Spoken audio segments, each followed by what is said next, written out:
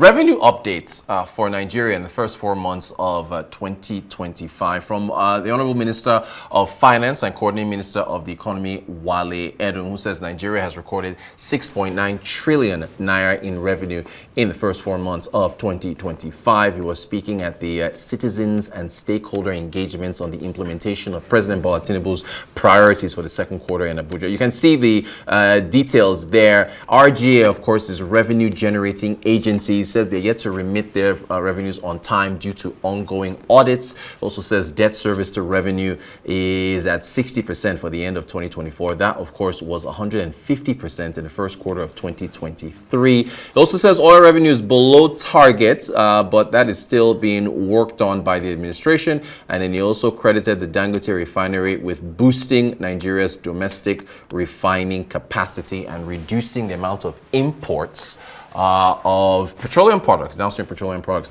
Also in the news, since it is, of course, the Afrexim Bank is kicking off its annual meetings this week. There's a lot of discussion around trade.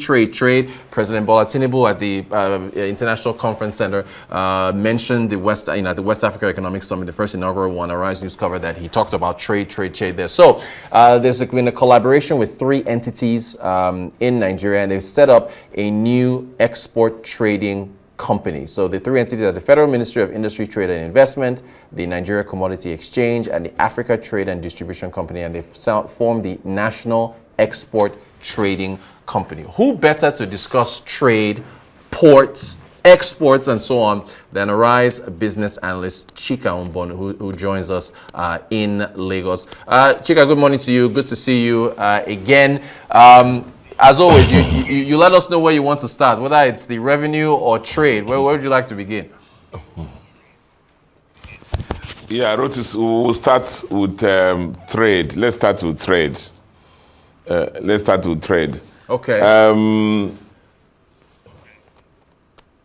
In my travels around Nigeria, as I told you last time, I went through several states and then in the north.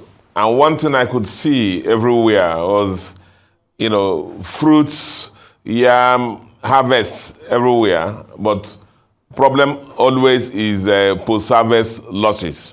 So Nigerian farmers and exporters have had so many problems, getting their goods out to international buyers. So this new initiative is a game changer for the small exporters and Nigerian farmers if it's done properly. So basically what it is about is a brand new company to help Nigerian exporters and small businesses to be able to sell their goods globally.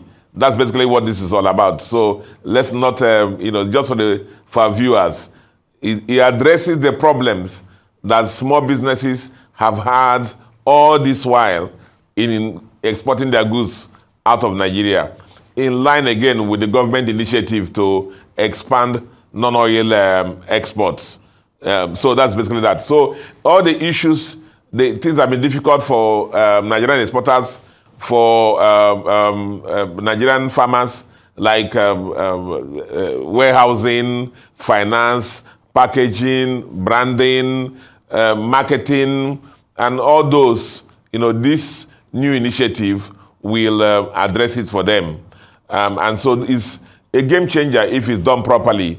And we hope that it won't fall into the cracks like the typical Nigerian initiatives.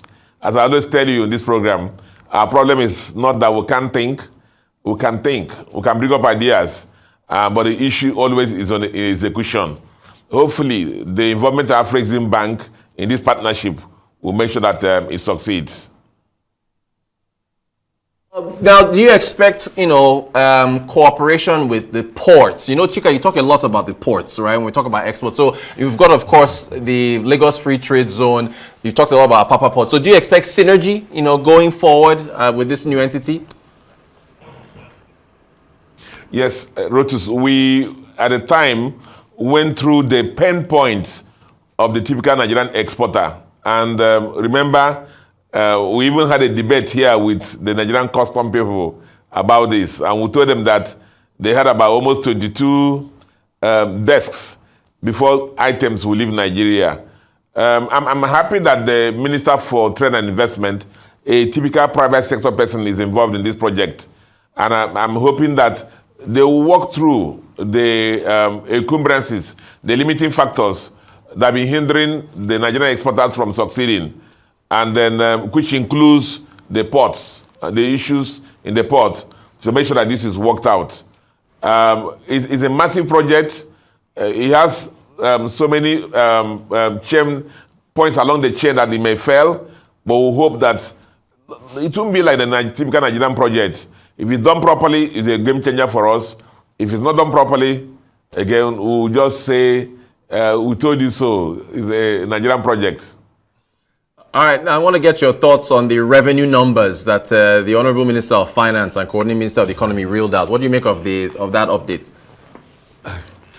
Well, interesting Q1 figures, 40% on year from last year. See, Rotus, we have always known that the Nigerian revenues are, we don't even need to tax people more to get more revenues. The minister has spoken about the things they did, basically improve transparency, automation, plugging leakages. Remember the almighty waiver. At the time in Nigeria, everybody carries, if you just enter the presidency, they just sign waiver for you, and you will not pay duty, running to billions of naira, and Nigeria is the loser for that.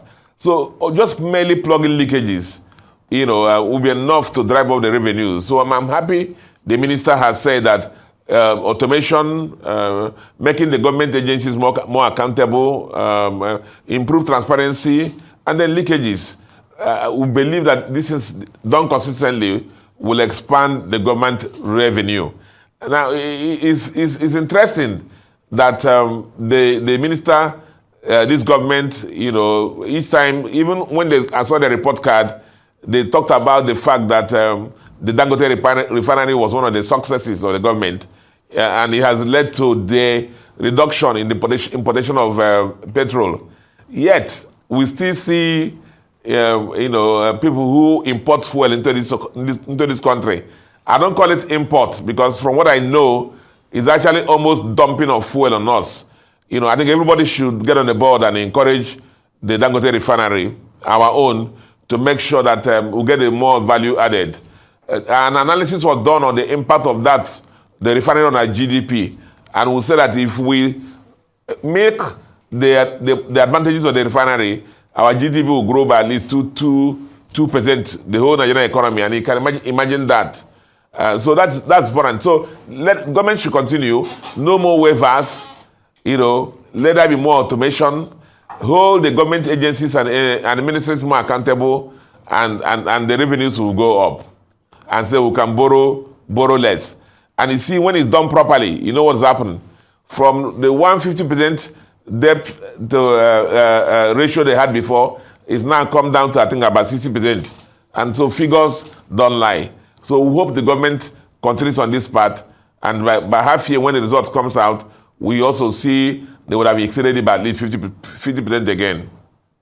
You're quoting the rapper Jay-Z there. Men lie, women lie, numbers don't lie. Arise business analyst Chika Mbonu, thank you so much for your time. We appreciate you breaking down these stories for us and breaking down these analysis. Always appreciate it.